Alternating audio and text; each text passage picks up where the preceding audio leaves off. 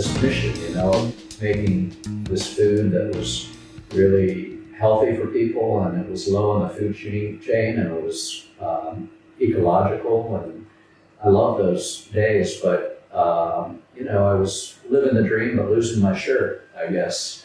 It wasn't very profitable. I made $31,000 in 9 years, the first 9 years, and I at one point built this tree house. I rented 4 trees for $25 a month from a neighbor, and I built with another couple $1,000. I had never built a house. You rented the trees? I rented the trees. That's like $6.40 a tree or something for a month. Not bad, eh? And I built this 3-story tree house, and it was about 3 meters by 4 meters. So it was a tiny house, one of the first tiny houses. Although a tiny house wasn't a thing.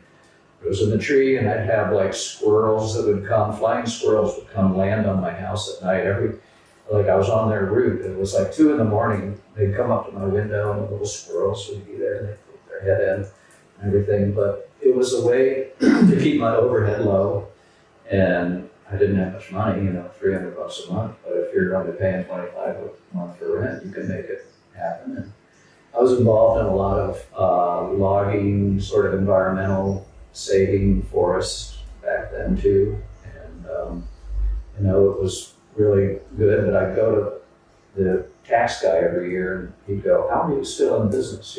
How much money did you lose this year?" And I go, "Well, I've lost quite a bit, And but then, I had this moment of Tofurky, and Tofurky was a food that I wanted to find something to eat at Thanksgiving, because the meat eater friends were having this big party, and they were having drumsticks and wishbones and everything, and there was nothing for me. I was poking around with salad and mashed potatoes, and came out with the first Tofurky in 1995, sold 500, and right away it was like this moment of like, finally I can see my way through with this thing. It was a breakthrough, and I could see the future of like, I'll have this product and this product, and it was just what the Greeks call a kairos moment, where time sort of stood still for me. And we were a little company, but we were getting calls from the New York Times, and we had to put them on hold to talk to the Wall Street Journal or the Washington Post, and it was just this media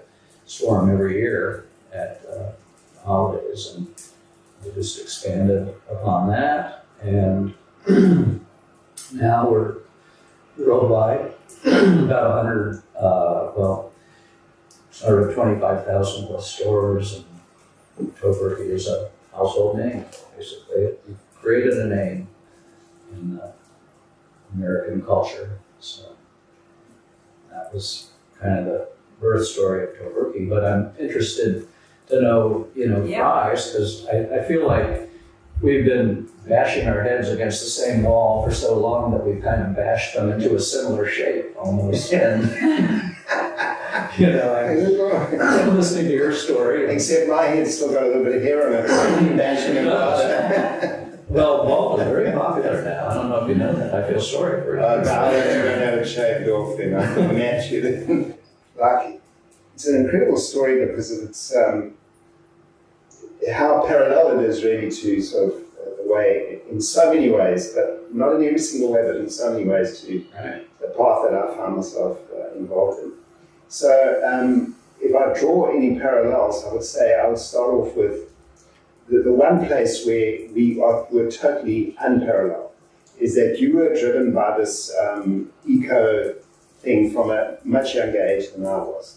And so my epiphanies started to happen later in life when I had a wife, met a wife, and married a wife who's vegetarian, born a vegetarian. Never eaten meat in her life from whenever she could remember, from 2-3 years old, when she could make a choice. And then my daughter, Tammy, was born, and she also chose, she just naturally. So it was almost like, I don't like to use, I call it divine intervention. I almost felt like I'd been chosen to bear this cross of these 2 vegetarians when I was a huge meat eater. In fact, I wasn't only a meat eater, I was actually buying and selling livestock for slaughter. So that's like the very big difference between what you were and what I was, where I was just on the other side of the scale. You were already involving your mind in, you'd already broken the illusion of what meat is mentally. And I was still living very much in that, I call it, I was vibrating at a lower level than you were.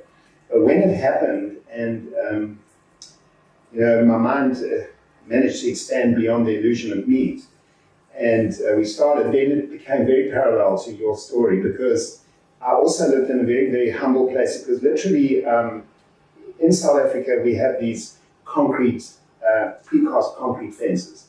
So they don't use wire for a fence or palings or timber. It tends to be these concrete fences where there's slats of concrete that go into two channels, and you create this fence out of it. I created a house out of concrete fencing, and it was just one room, which is about 5 meters long by about 4 meters wide, and it had a tin roof on it, and there were no bedrooms, there was no bathroom. I had a shower in one corner, the kitchen in the other corner, my bed in the other corner, and a desk in the other corner. And I was living in that house. I had no running water. I had to fetch water from a river. So I had to actually... Much like a treehouse. Yeah, almost. So I had to go down to the river, which was quite a scramble. It was a steep hillside scramble. Carry a 25-litre of water up on my back, and that would last me for showering and so on. See, I had running water, at least the pipe up to the tree. It was cold water, but it was But eventually I did pipe water there. I found an old disused pump down in the river, which I refurbished. I'm pretty handy with machinery, and I got it going. From my farming background, my dad taught me how to fix stuff. And I knew how to fix machinery. So I fixed this pump, and I finally pumped water up to the house after a number of years. And I was actively trading in livestock at the time, but really, really struggling financially. And so then I met my wife. I don't know why she was attracted to me. She was a vegetarian, first off. And here I was, trading with animals. Yeah. And but anyway, she found something that she must have found attractive in all of that negative stuff. And so she started to help me, and she never ever criticized my way of life, but she would not eat meat. When I said you need to eat meat, she wouldn't do it. And then Tammy came along, and with this influence, I started to think about it. And eventually I thought, well, and then I researched and I realized, the damage to the environment that was happening as a result of, just grazing. Forget about all the crops that were being planted to feed these cattle and so on. So I started to investigate that. And what was really hurting me was the destruction of the environment, really. I knew that the cattle were suffering and so on, but I just felt like if we carry on like this, we're going to have no world left, And so that was the thing that was really getting me going. And then, more and more, I got the empathy for animals and so on. So yeah, then I had the same problem as you. So Christmas comes along, it's a social occasion, and it's about ham and turkeys in South Africa. You have your Thanksgiving. And so what do we eat? Well, you go to the barbecue, what do we eat? You chuck a pumpkin on a barbecue. And so I was really struggling as a person who'd eaten meat most of my life to come to terms with how long will I be able to last like this. Right.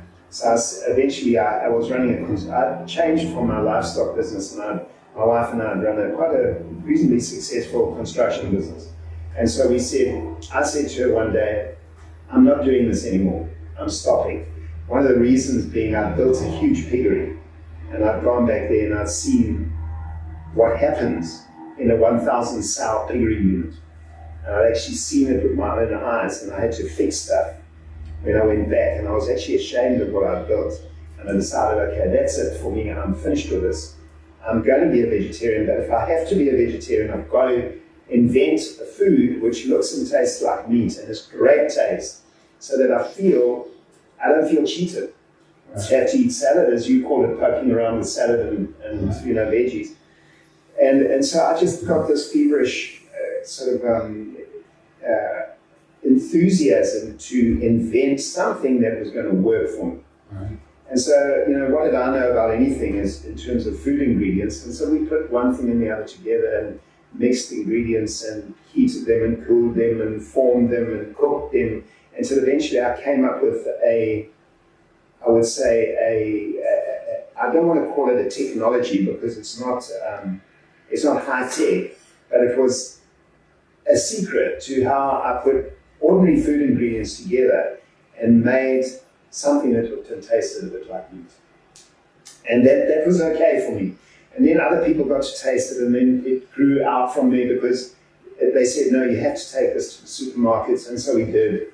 And then it just really just expanded very quickly from there. I was listed in South Africa. I was just working crazy hours, and I think they were listed at every supermarket chain in South Africa. There's probably about 2,000 stores within 18 months. Right. So that was very quick. We didn't have a factory. We didn't have, I was making this stuff on a stainless steel pot on a 2-plate burner.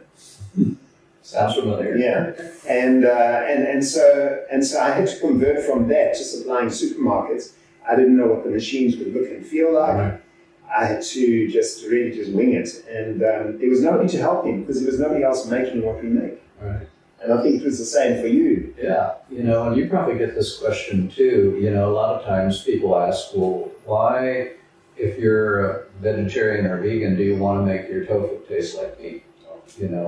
And it's a fair question because I think that there are really two kinds of vegan or vegetarians. There's those that are very happy with just eating salad, mashed potato, veggies, and then there's some that, like me, I loved the taste and texture of meat. I grew up eating that, in high school and as a kid, and now it's just a great way for these people to get the flavor and taste and texture of meat without actually causing any harm to any animal, without all the harm to the environment, and to be in a healthy diet. So it's like very few people come into being vegan or vegetarian because they hate the taste and texture of meat.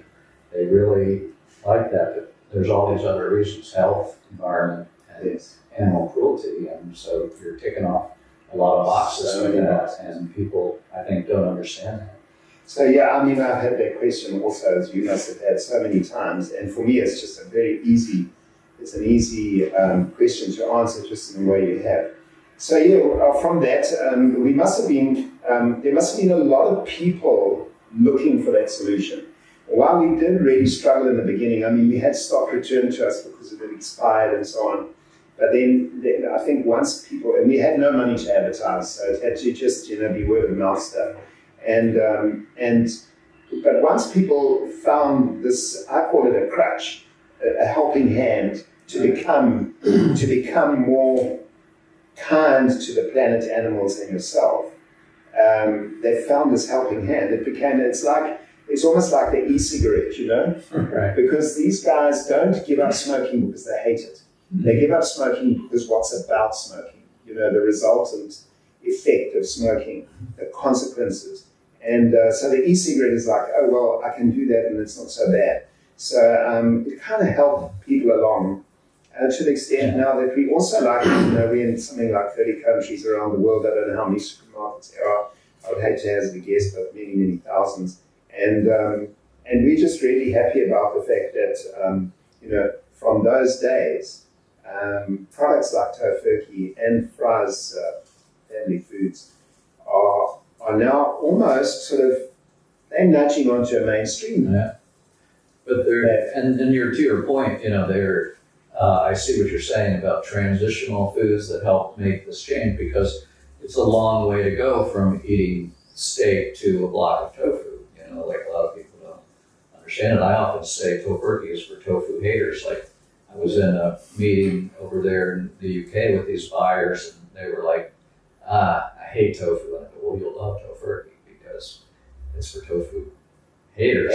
Because if you love tofu, like I do, I can eat it raw and everything. But I've been trying to transition, I guess, for, 40, 50 years. So I'm still, transitioning, eating this quote unquote transitional food. So maybe it'll be interesting to see the future, how this space has evolved, because the technology is evolving, and more and more ingredients are coming into play that we didn't have access to in 1980, and it's just amazing to me right now to see this market and what it's doing. I mean, we've been in business now, 39 years, and so we've seen up downs, down times, and just everything in between, but I've never seen anything like the last 2 years. Are you seeing that really, same thing? I mean, this is really starting to get serious right now. No, it is really starting to do that. I mean, to the extent that we've had to,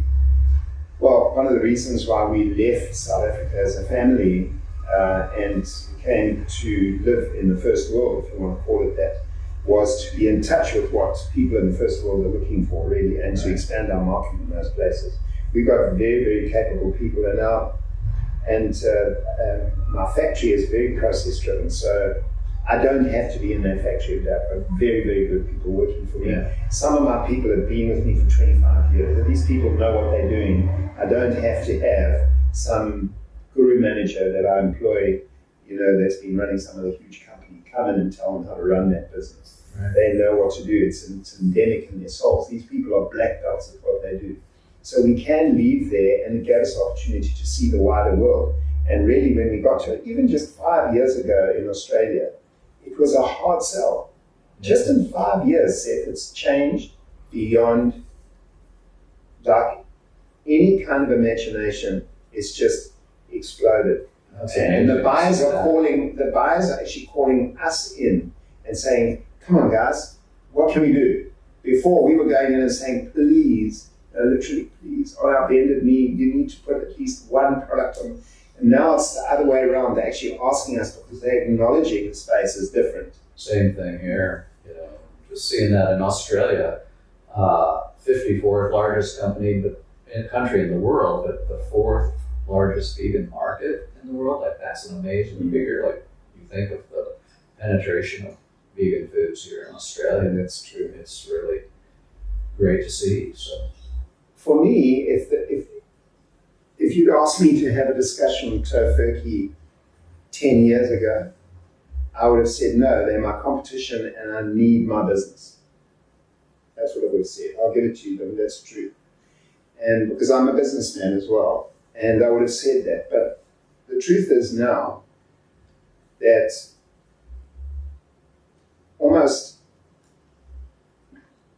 I'm speaking for myself, but I'm sure that I can reflect maybe what's going on in Seth's mind, is that almost I feel that we've reached that place where we don't have to be greedy for market share because there's enough market.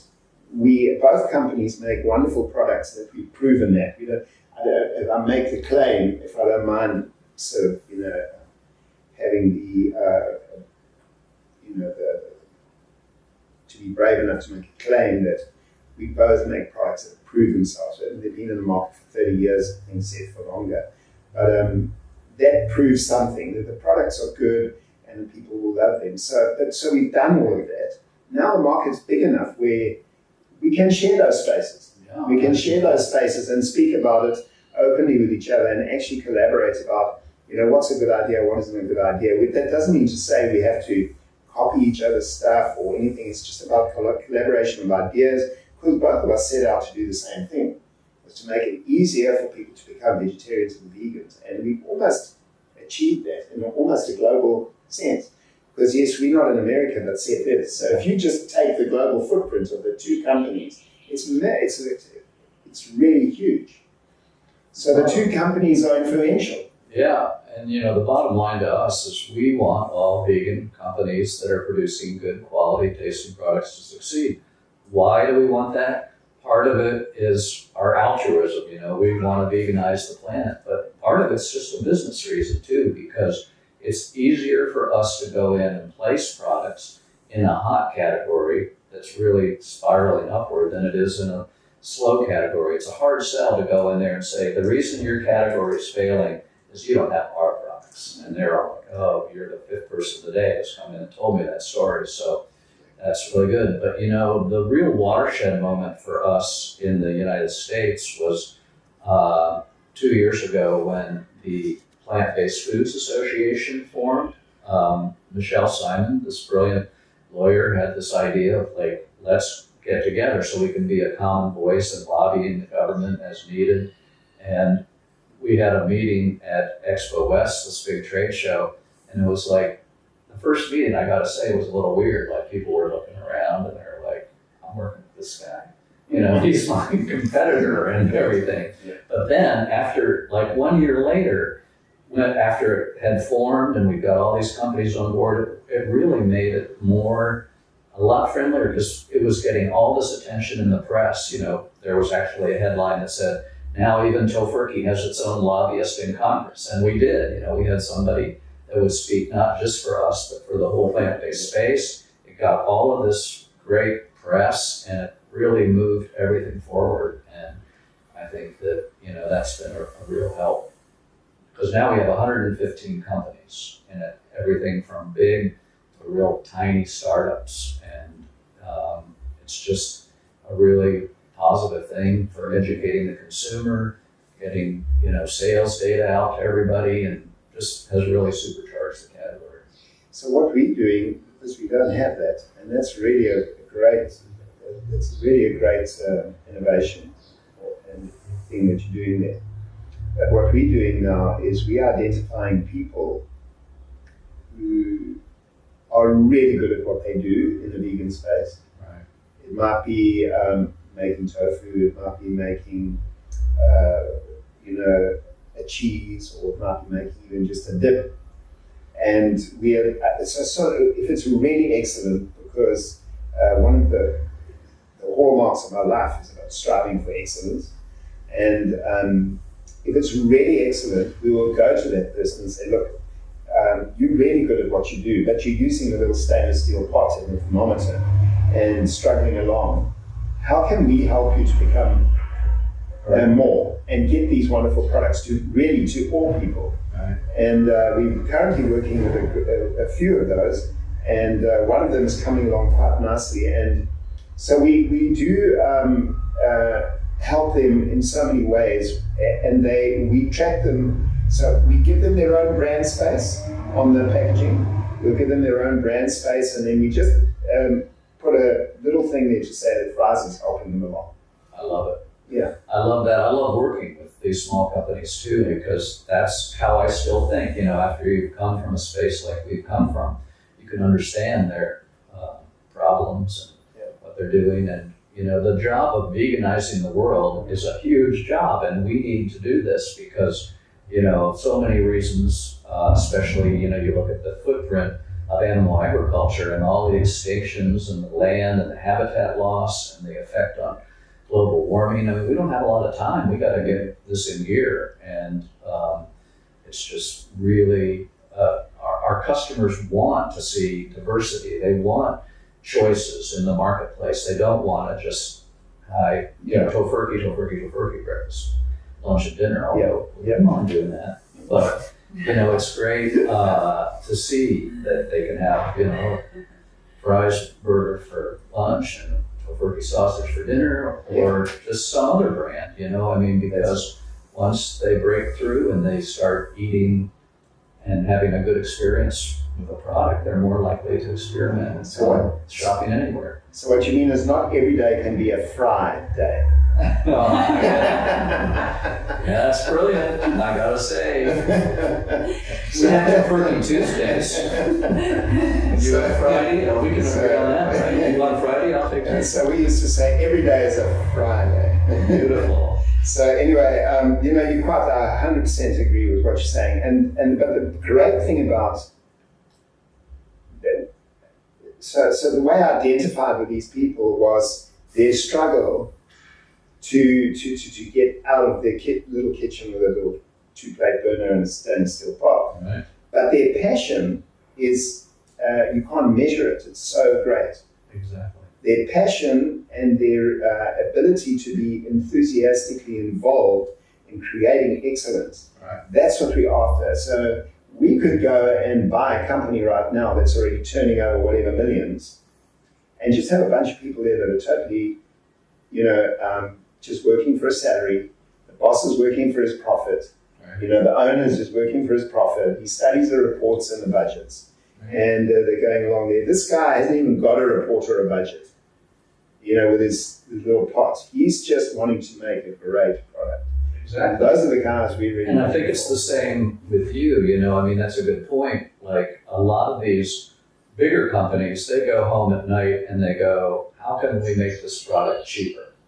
And how can we get like a penny more out of each product? And we go home at night thinking, how can we make this product better?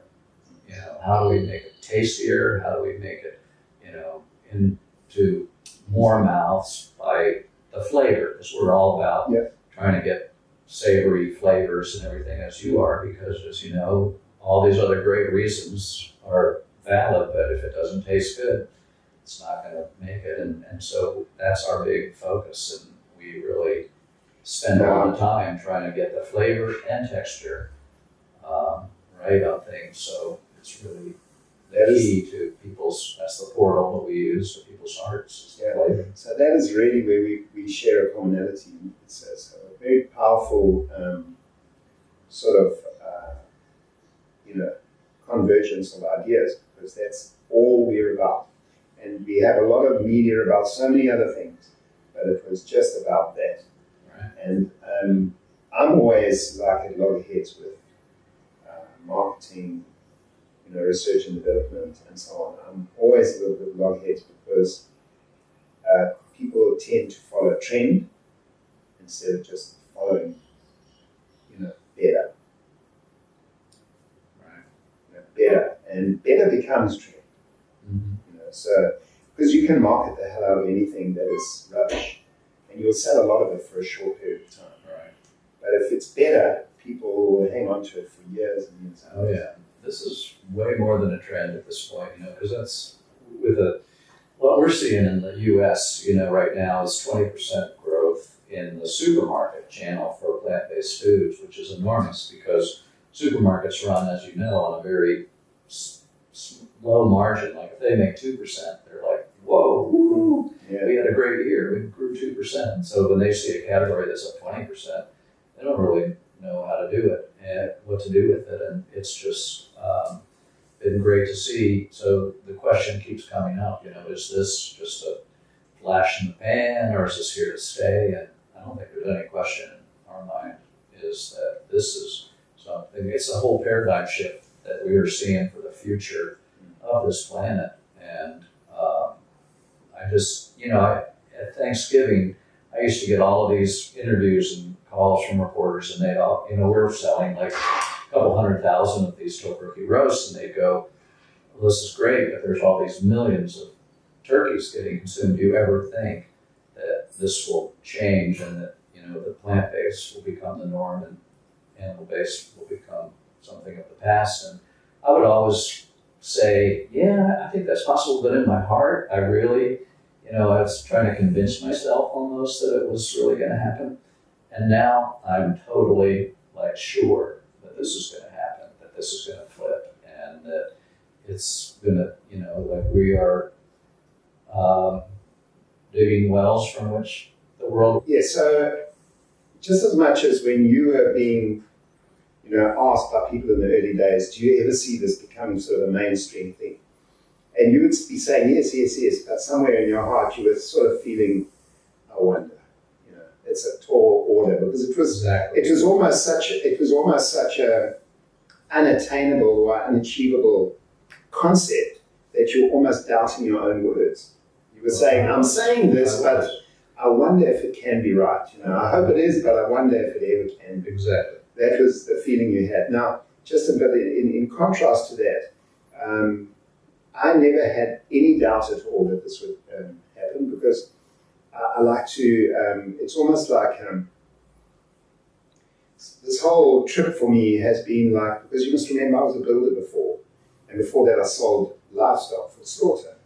So I've had such a different life to you in so many ways. I needed a really spiritual experience to bring me out of I would say that sort of dark place. Mm. And so I needed a spiritual experience, and as a result, I studied, and I still do, in a very, very detailed and thorough way, many philosophies in the world. But one of the philosophies that I followed for many, many years now, probably 35 years now, is is to do with, and is based on the Vedic scriptures. The Vedas were written about 7,000 years ago by great sages in India. So India's spiritual development is very, very, very old. And these people had far-reaching insights into truth. And there's this word that is used to convey a phrase of meaning in the Vedas. And it's a one-word, you can capture so much within that one word that it's a very, very powerful thing. It was used quite often. And the word is ahimsa. And the meaning of ahimsa in Sanskrit, almost directly translated, is do no harm. But so do no harm is a concept which can be, and I've spoken about before, where in Christianity we are told that Jesus Christ said to people, do unto others as you would have them do unto you. And so many other great teachers of spirituality have said the same thing. But I think we have narrowed our vision down to do unto other people as you would have other people do unto you. So that became a narrow objective in the way we try to live our lives. And I think the one thing I really perceived in it, it was more meant in a universal way. So do unto other things, so all beings, rocks, plants, the air, the environment, people, animals. We have to be kind to those things so that they in turn will deliver kindness back to us. And so I knew back then through all of my studies that the evolution of humankind from this more sort of shadowy existence or darker existence where we don't feel, we have no empathy for what's going on around us, and we're more interested in what suits me, what do I like to eat, what tastes nice on my tongue. That kind of shadowy existence will become more empathic to a more universal and global feeling of, I've got to be empathic to everything. Literally, it's universal. Love cannot be directed at one thing. It's a universal thing, and unless you have it, you haven't discovered love yet, really, in its universal concept.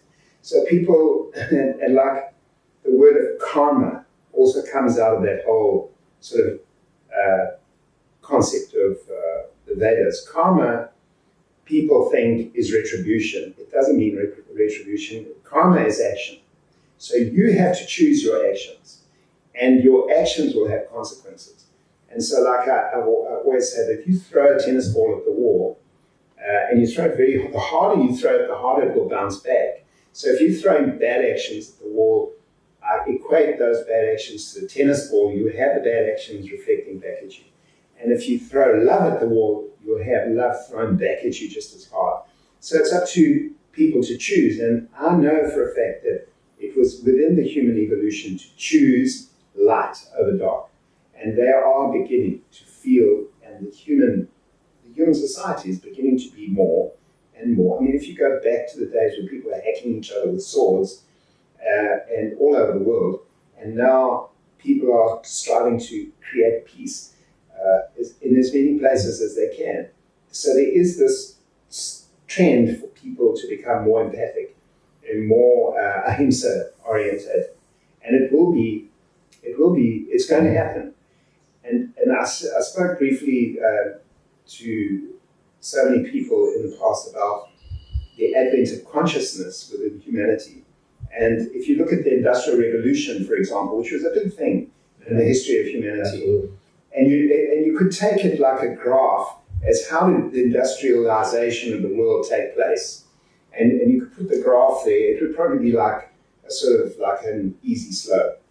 But I really truly believe that consciousness, which is what we're talking about, will be a very, very steep curve. It will it'll be indescribable. And that's why this whole vegan thing is suddenly just becoming like an explosion all of a sudden. And I always believed that it would anyway. Right. It was just a question of time, and we don't live for long, really, in terms of history. So we kind of see it as taking a long time, but really, in the space of time, it's just a little blink of an eye. So yeah. Planet. And so we're really, also the concept, if you expand it out, is like don't harm yourself. It's like a self-interest is an altruistic thing. I mean, there's altruistic ahimsa, and there's also Well, it also comes back to coming back. that Eastern philosophy about, they speak about karma. Now, in Sanskrit, the word karma means action. It doesn't mean retribution for action. Right. It actually means action. How I think of karma is, I think it's like taking a full swing in a golf ball in a tile shower, and it just bounces around over there and then comes back. And boom. So that is it. So the harder it's like a tennis ball. The harder you throw it at the wall, the harder it bounces back. But if you're throwing love at the wall, then you'll get love back. So if you're throwing hate and destruction and ugliness at it, you'll get that back regardless. And we're all getting it back.